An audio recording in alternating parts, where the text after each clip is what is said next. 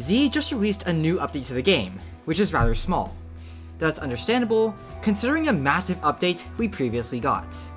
It adds in some new stuff, does a few quality of life changes, and adds in a few important Mahito changes that patch up its true form a little bit.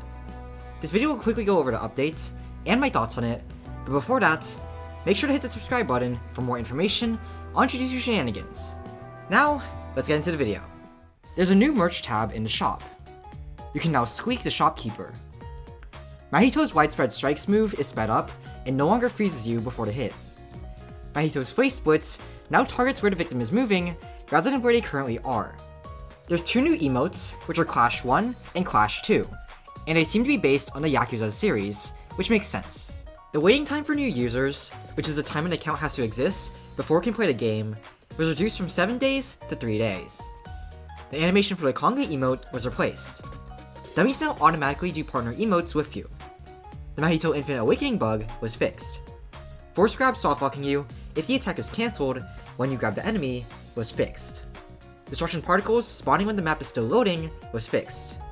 Finally, Private Server Plus not clearing players that leave the server was fixed. To start off the discussion, let's talk about widespread strikes and the Mahito changes. Personally speaking, I don't see much change with widespread strikes.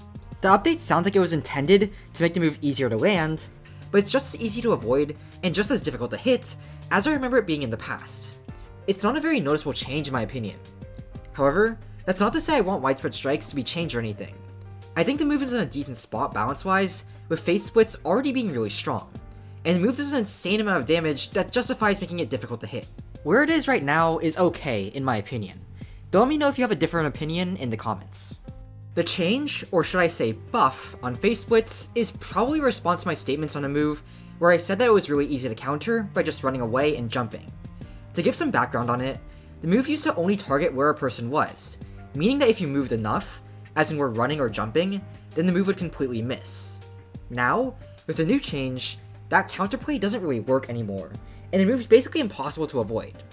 I don't say that as a bad thing though, because Mahito's second form requires you to land 2 Idle Transfiguration Black Flashes, which isn't exactly a free conditional, and it only lasts a short period of time. So I think it's rather fair that you can't easily fight against it or stall out Mahito's true form.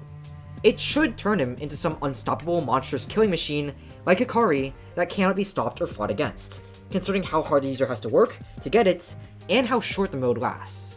I like the change, personally. The ability to use emotes on dummies is an incredible quality of life change. It lets you actually see what an emote you rolled from the shop does without having to find a friend and have them help you test it out.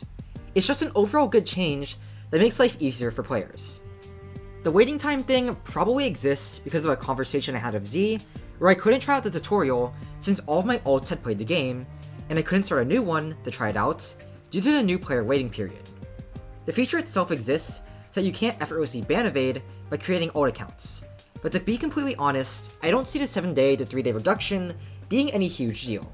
I guess there is a benefit in that if you're completely new to Roblox and looking for good games to play, you don't have to wait a whole week to play JJS, and can just play it after 3 days, which might have already passed by the time you discover it. No negatives with the update I'd say, though nothing too huge with it either.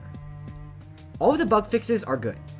The 2 Mahito bugs were just kind of stupid things that were, well, legit bugs that hurt the game experience.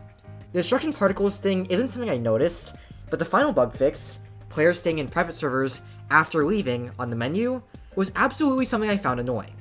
Glad that Z fixed these bugs, it's just a good thing. Finally, the merch tab is just pretty cool. There's UGC and clothing that you can buy there, and it's basically an easier way for players to find funny items that they can wear in Jujutsu Shenanigans, as well as a way for Z to make it clear to people that these items exist and that people can buy them. Also, getting to squeak the shopkeeper is pretty funny. This update is nothing crazy. It's more of a maintenance and quality of life update than anything else, and that's perfectly fine.